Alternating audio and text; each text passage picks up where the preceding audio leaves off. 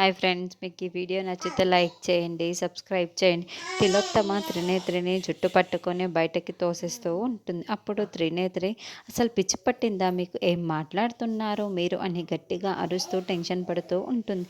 ఏంటి నీకే పిచ్చి పట్టిందే, నువ్వు మమ్మల్ని మోసం చేయడానికి ఈ ఇంట్లోకి వచ్చి నువ్వే నాకు పిచ్చి పట్టిందా అని మాట్లాడతావా, పోవే పో, నీకు అసలు ఈ ఇంట్లోనే స్థానం లేదే అని తిలోత్తమ త్రినేత్రిని మెట్లల్లో నుంచి కిందికి తోసిపడిస్తూ ఉంటుంది. దాంతో త్రినేత్రి కింద పడిపోతూ అమ్మా అని అరుస్తూ కింద పడిపోతూ ఉంటుంది. అప్పుడే గాయత్రీదేవి వచ్చి కింద పడిపోతున్న త్రినేత్రిని పట్టుకుంటుంది.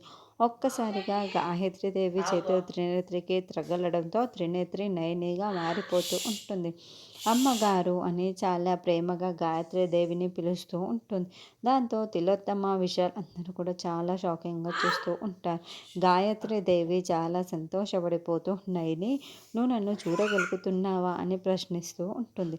చిన్న పిల్లలా నన్ను కింద పడకుండా మీ చేతులతో నన్ను పట్టుకున్నారు కదా అమ్మగారు, పసిబిడ్డలా మీరు నన్ను పట్టుకున్న తర్వాత కూడా నేను మిమ్మల్ని ఎలా చూడకుండా ఉండగలుగుతాను అని నయని చెప్తూ ఉంటే గాయత్రీదేవి పట్టరాని సంతోషంలో నయని వైపుకు ప్రేమగా చూస్తూ ఉంటుంది.